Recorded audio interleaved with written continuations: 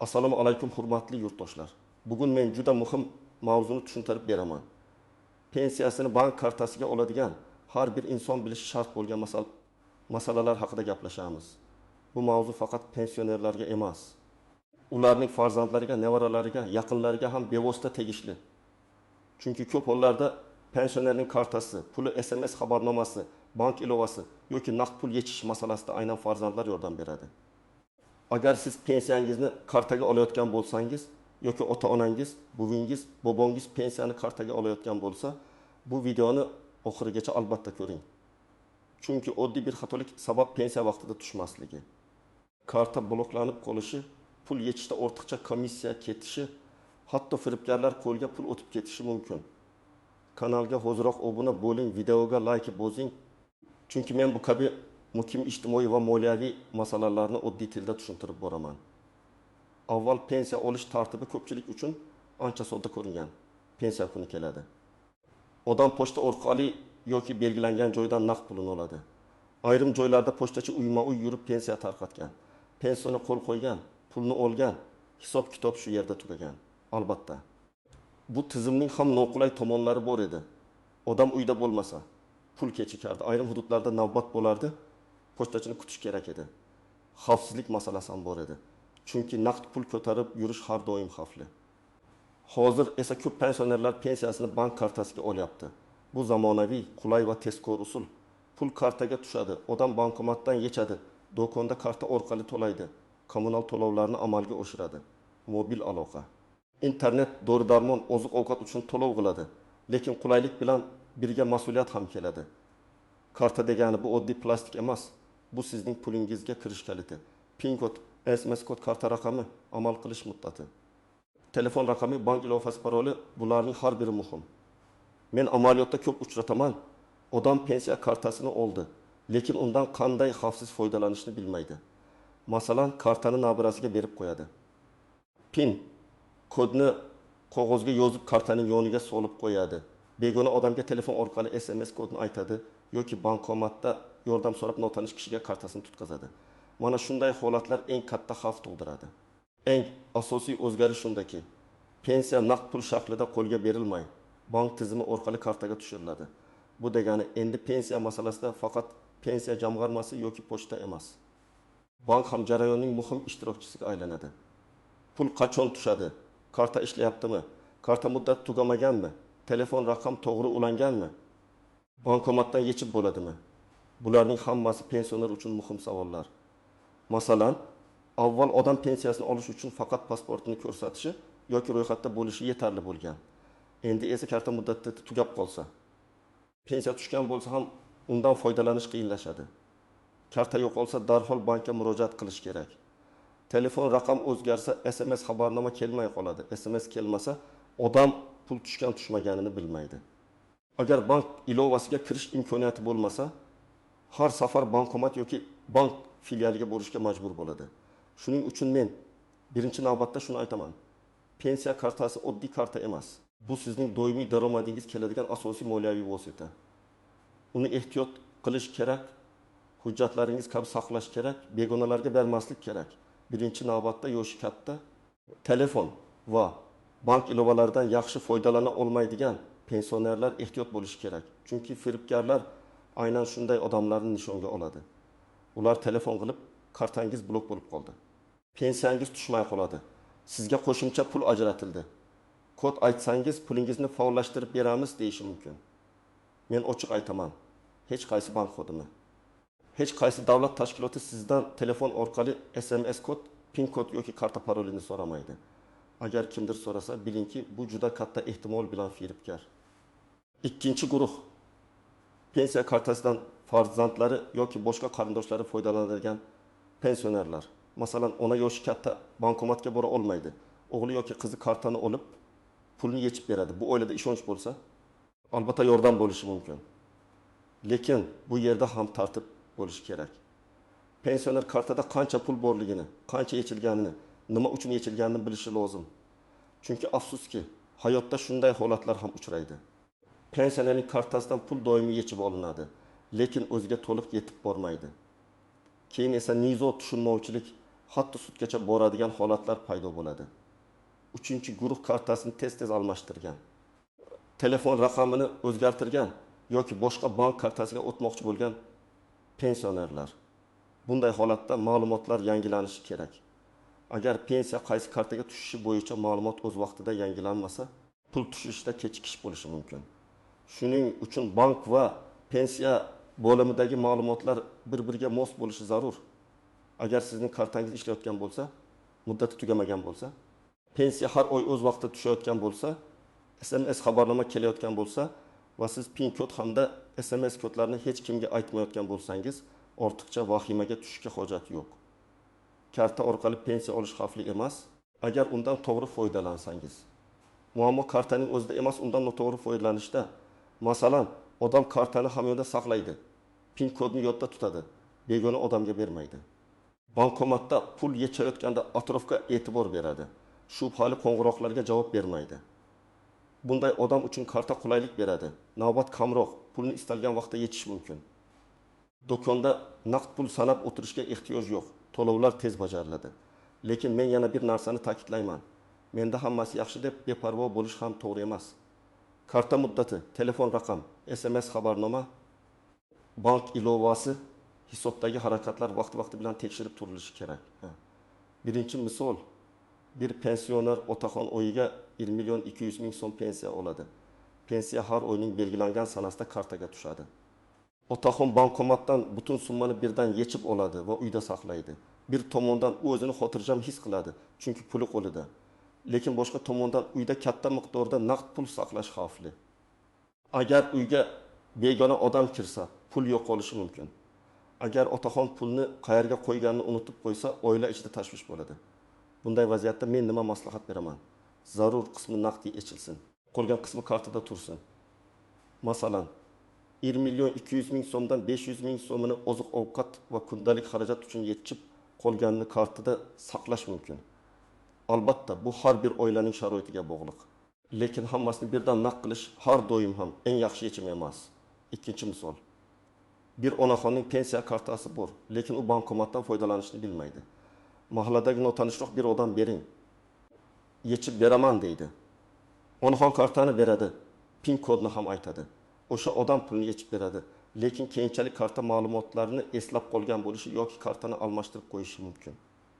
Men bunday holatlarda juda ehtiyot bo'lishni maslahat beraman.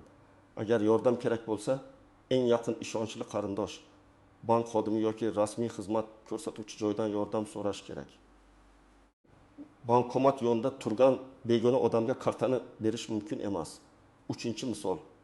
Bir pensionerga telefon qilishadi va sizga qo'shimcha 600.000 so'm kompensatsiya chiqdi. Kartangizga tushirishimiz uchun SMS kodini ayting deyishadi. Pensioner ishonadi, telefoniga kelgan kodni aytadi. Bir necha daqiqa ichida kartadagi 9.000 so'm yechib olinadi yoki boshqa hisobga o'tkaziladi. Keyin bankka boradi, ariza yozadi, lekin pulni qaytarish juda qiyin bo'ladi. Sababi kodni uning o'zi aytgan. Shuning uchun yana takrorlayman. SMS kod bu elektron imzo kabi. Uni aytsangiz pulingizga eshikni o'zingiz ochib bergan bo'lasiz. To'rtinchi misol. Karta muddati tugagan. Pensioner buni bilmagan. Pensiya tushadigan sana kelgan, lekin karta ishlamayapti. Bankomat kartani qabul qilmaydi yoki operatsiyani bajarmaydi. Odam pensiyam tushmadi deb o'ylaydi. Aslida esa muammo pensiyada emas, kartaning muddatida bo'lishi mumkin. Kartaning old tomonida oy va yil ko'rsatiladi. Masalan, 08-25 deb yozilgan bo'lsa, karta 2025 yil avgustgacha amal qiladi. Muddat yaqinlashsa, banka oldindan borib kartani yangilash kerak. Pensiyani kartaga olishda hamma holat bir xil bo'lmasligi mumkin. Ayrim pensionerlar sog'lig'i sabab banka bora olmaydi. Ayrimlar nogironligi bor, harakatlanishi qiyin. Ayrim hududlarda bankomat uzoq bo'lishi mumkin. Bunday holatlarda mahalla pensiya bo'limi, bank filiali yoki ishonchli vakil orqali masalani hal qilish tartiblari bo'lishi mumkin. Eng muhimi, hech qachon og'zaki gapga ishonib qolmaslik kerak. Men hal qilib beraman. Kartani menga bering degan odamga emas, rasmiy tashkilotga murojaat qilish kerak. Agar pensioner o'z banka bora olmasa, ishonchnoma masalasi ko'rib chiqilishi mumkin. Lekin ishonchnoma ham juda jiddiy hujjat. Kimga ishonchnoma berilsa, o'sha odam pulni olish. Ayrim operatsiyalarni bajarish huquqiga ega bo'lishi mumkin. Shuning uchun ishonchnomani faqat haqiqatdan ishonchli, mas'uliyatli odamga berish kerak. Qulay bo'lsin deb tasodifiy tanishga yoki uzoq qarindoshga hujjat rasmiylashtirish keyinchalik muammo tug'dirishi mumkin. Yana bir nozik jihat: pensiya kartasiga qarz, kredit, aliment yoki boshqa majburiy undirishlar ta'sir qilishi mumkinmi degan savol ko'p beriladi. Har bir holat alohida ko'riladi. Agar odamning bank oldida qarzi bo'lsa, ayrim hollarda hisobdan ushlab qolish, bloklash yoki cheklovlar bo'lishi mumkin. Lekin bu masalada aniq javob olish uchun bankka va tegishli tashkilotga yozma murojaat qilish kerak. Telefon orqali eshitilgan gapga tayanib qaror qabul qilmang. Yozma javob so'rang. Ariza nusxasini saqlang. Ko'pchilik pensiya kartaga tushsa, istalgan bankomatdan pul yechish mutlaqo bepul deb o'ylaydi. Bu har doim ham shunday emas.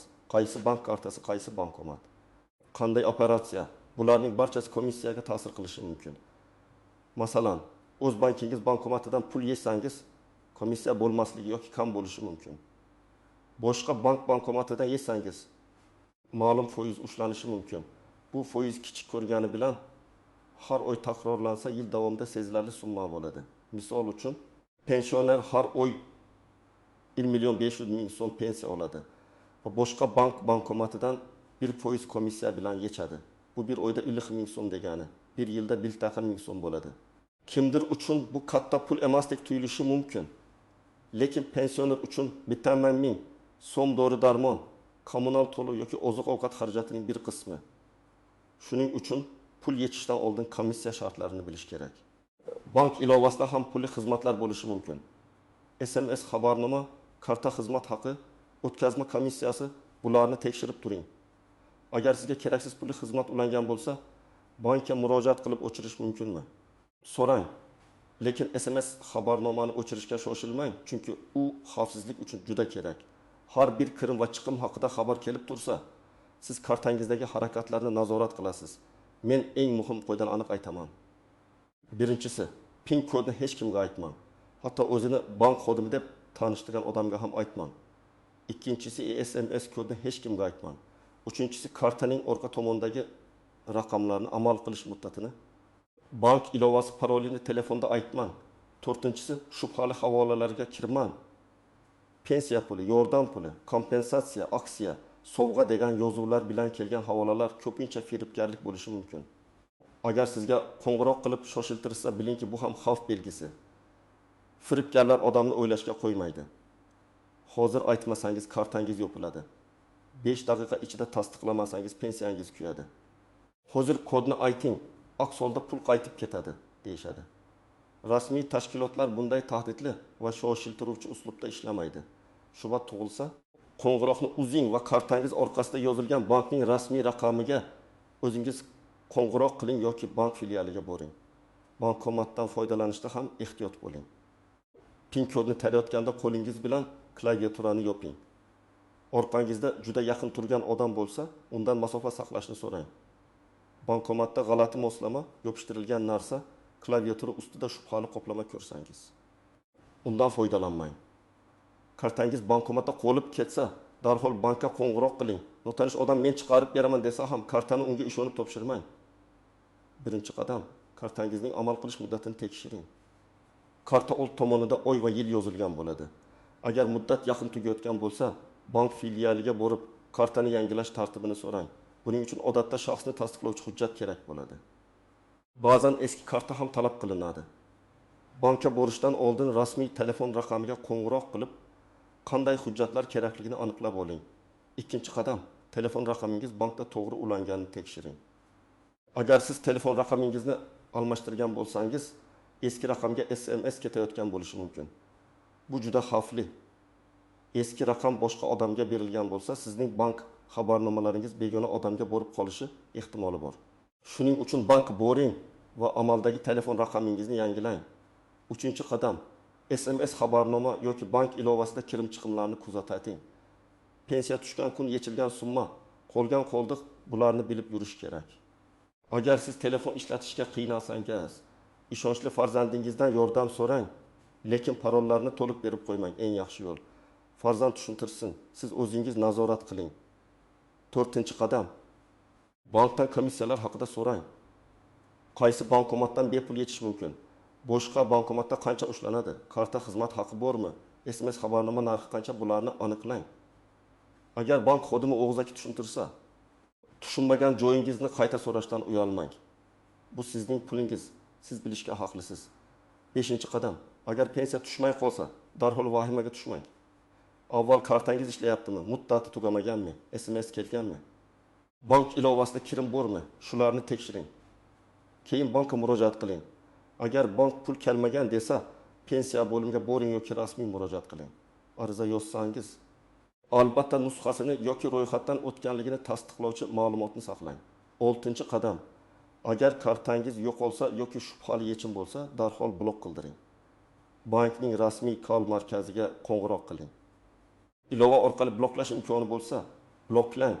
Keyin bankka borib, yangi karta chiqarish tartibini boshlang. Bu yerda vaqt juda muhim. 1 soat kutish ham pul yo'qolishiga sabab bo'lishi mumkin. Odatda bankka borganda shaxsni tasdiqlovchi hujjat kerak bo'ladi. Bu pasport yoki ID karta bo'lishi mumkin. Agar karta almashtirilsa, eski karta so'ralishi mumkin. Agar telefon raqam yangilansa, yangi raqam o'zingiz nomingizda bo'lishi maqsadga muvofiq. Agar ishonchli vakil orqali ish qilinadigan bo'lsa, notarial ishonchnoma talab qilinishi mumkin. Lekin har bir bank va har bir holat bo'yicha talablar farq qilishi mumkin. Shuning uchun oldindan aniqlashtirish kerak. Pensiya bo'limiga murojaat qilganda ham hujjatlarni tartibli olib boring. Shaxsni tasdiqlovchi hujjat, pensiya bilan bog'liq ma'lumotlar, bank kartasi rekvizitlari. Agar karta almashtirilgan bo'lsa, yangi hisob ma'lumotlari kerak bo'lishi mumkin. Ariza aniq yozing. Pensiyam qaysi kartaga tushishini yangilashni so'rayman. Telefon raqamimni yangilashni so'rayman. Pensiya to'lovi kechikish sababini tushuntirib berishingizni so'rayman degan mazmunda murojaat qiling. Men doim bir narsani maslahat beraman. Og'zaki gap bilan cheklanib qolmang. Agar muammo jiddiy bo'lsa, yozma ariza bering. Ariza berilgan sanani saqlang. Kim qabul qilganini bilib oling. Chunki keyin masala cho'zilsa, sizda dalil bo'ladi. Oddiy fuqaro uchun bu juda muhim himoya vositasi. Agar sizning ota-onangiz yoki bo'y-bobongiz pensiyani kartaga olayotgan bo'lsa, ularga sabr bilan tushuntiring. Buni bilmaysizmi deb qo'ymang. Bugungi bank tizimi ilovalar, SMS, S-kodlar yoshi katta odamlar uchun murakkab bo'lishi tabiiy. Siz ularga bir marta emas, bir necha marta tushuntirishingiz kerak bo'lishi mumkin. Eng muhimi ularni qo'rqitmang, lekin xavfni ham yashirmang. Ularga 3 ta gapni yodlatib qo'ying. Kartani begona odamga bermayman, PIN kodni hech kimga aytmayman, SMS kodni hech kimga aytmayman. Shu 3 qo'yda ko'p muammoning oldini oladi.